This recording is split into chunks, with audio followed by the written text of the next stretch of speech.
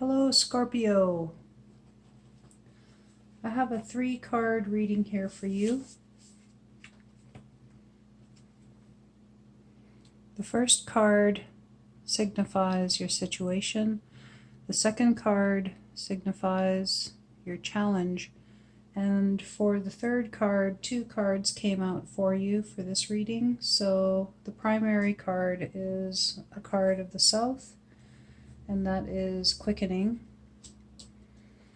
And then the secondary card for the guidance is another South card, innocence. So I'll be reading both of those for you for your guidance card. And I am using the Power Deck by Lynn V. It is an oracle deck, not a tarot deck,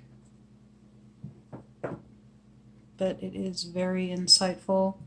Power Deck is used for spiritual and personal growth, and I've worked with it before in my life, and I know just how powerful it is. So when I saw that Lynn came out with a new deck recently, I was one of the first people to obtain one, and I decided that I would start my journey working with the Power Deck again with you, because I know how helpful it is and how profound the lessons from the deck can be. So I hope you enjoy. I'll be back here every week on Sundays. I had a bit of a hiccup with the starting of doing these readings, because not only am I getting used to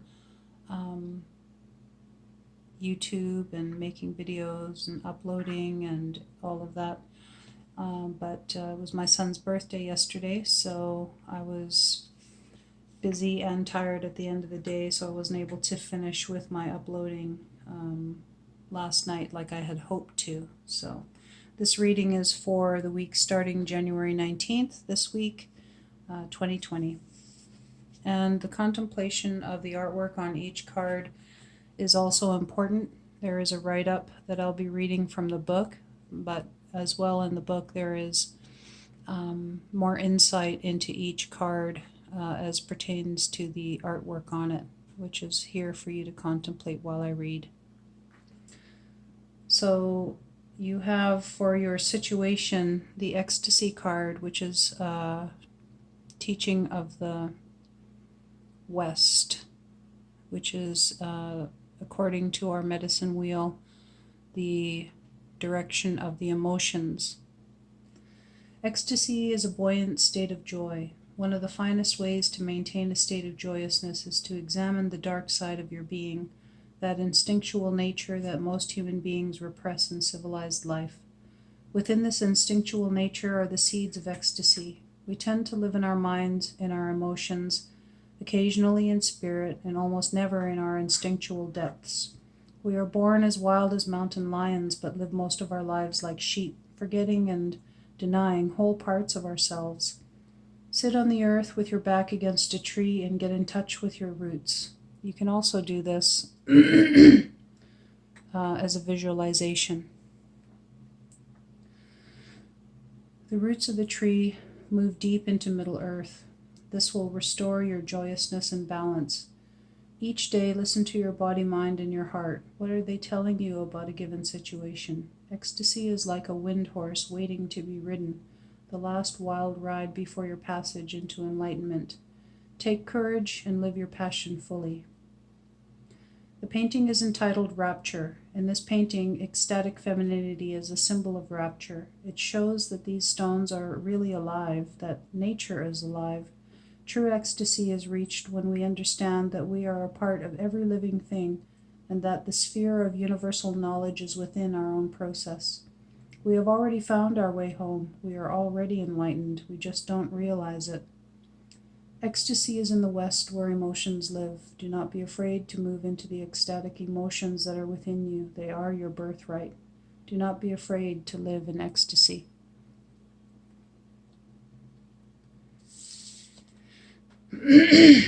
Excuse me.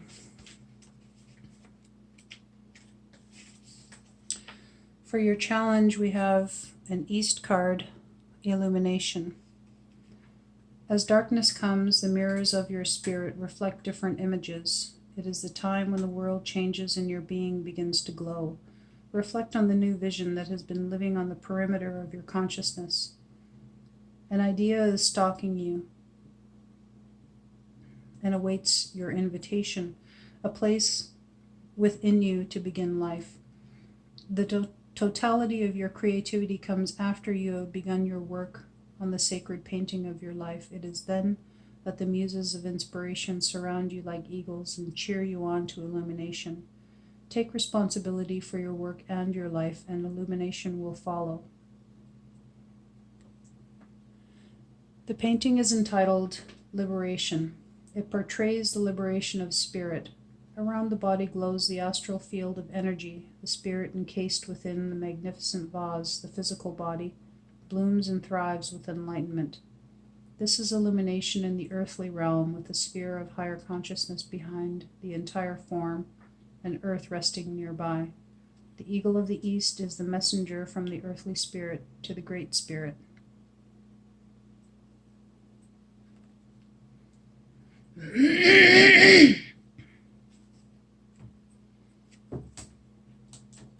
Excuse me again.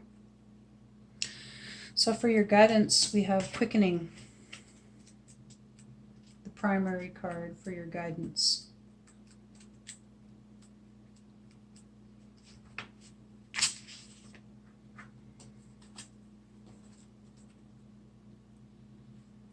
You can never really teach a warrior about the unknown with words. You must use experience. But if you look into the eyes of a woman of power, you may catch up with her a little.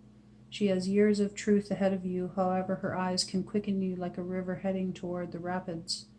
Open yourself with love, not with understanding. You cannot love with your mind. Listen from your heart. If a camel is walking down a path and another camel passes him, the first camel will go faster to keep up. This is how power works. Don't learn everything with your mind. Quicken your spirit by letting go of attachments and move to a stronger vibration of power. The painting is entitled The Search Party. It symbolizes the journey of discovery through the sacred lands of the South. The universe is captured by the mountains, their sandstone speaking of the ancient quality of sacredness. Meanwhile, the universality of power hovers as a sphere in the void, the great mystery. To find power and enlightenment, you must quicken your vibration to a higher level by letting go of negative thought patterns.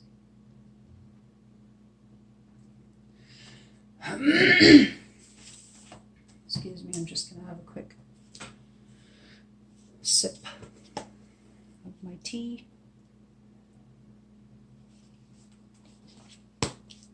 Who, as my sister said, is from heaven.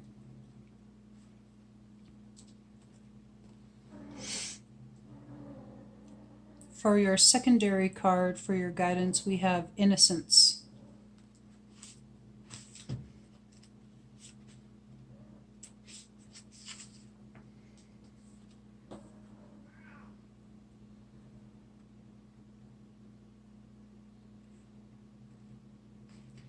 The boat embarks on its voyage toward the islands of your higher consciousness.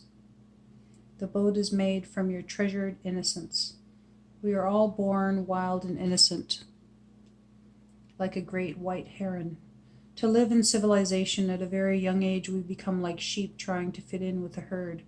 To maintain your receptive innocence is to listen to your own inner voice. Know that the powers of the universe are within you.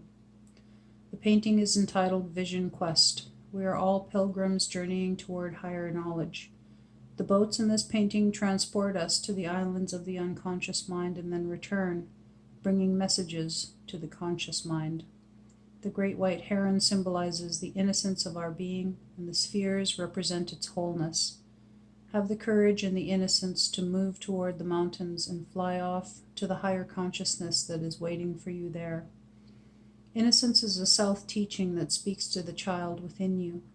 Look out at the world with childlike eyes. Try not to doubt what you see and what you imagine to be real, as the quote-unquote impossible can become possible when the blinders of adulthood are removed.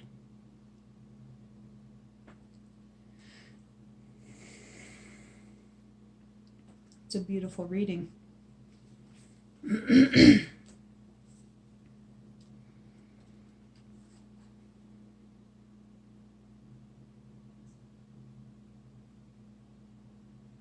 Our ecstatic nature is our true nature, one of joy.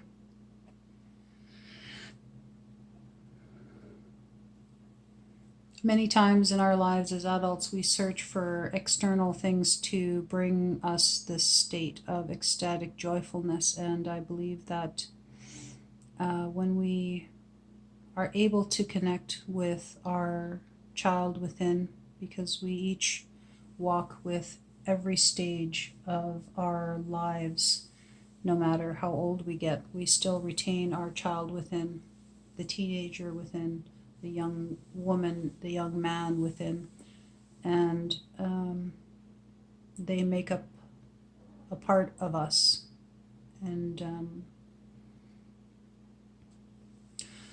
I believe that it's very connected, this reading, just because of the fact that you have two South cards here, and then as well you have ecstasy. And for the fact that two cards of the same cardinal direction came to us today for you, this signifies that to balance our wheel, this shows where you're at right now. And so what's missing is the north. And when we have more than one cardinal direction card, that signifies the opposite area is the area in our life on our medicine wheel where we need to do work. So in the wheel we have the four directions. We have north, east, south, and west. And the south, which is what these two cards signify here, the opposite of that is the north, which is the place of the spirit. So the south is the physical and the north is the spirit. So do whatever it is this week that feeds your soul. If you believe in spirituality and in the spirit world, and that you have a soul. I know there's people in the world that don't believe that, but I don't think that they would be watching a video such as this one.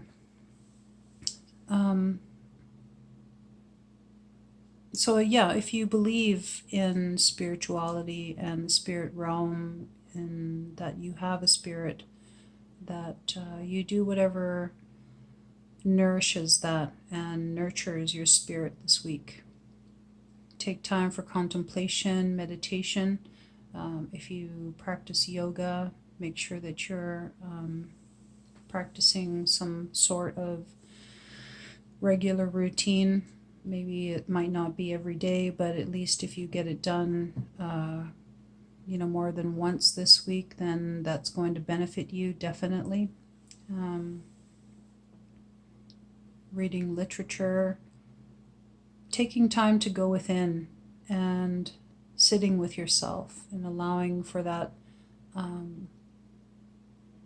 quiet and blissful space where you can access your subconscious mind, bring it up to your conscious mind to remember that sacred space.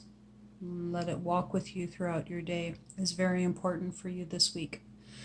And so there you have your reading, dear Scorpio. I hope that you enjoyed it. And if you did, please give me a thumbs up.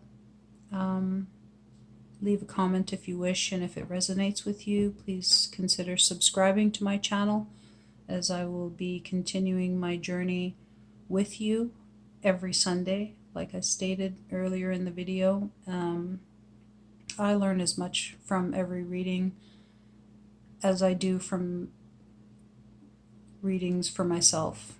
So I'm really excited and enjoying this journey with you here on YouTube. I will most likely be posting my videos elsewhere on social media, but for now, this is my new main channel, and I hope you join me next week.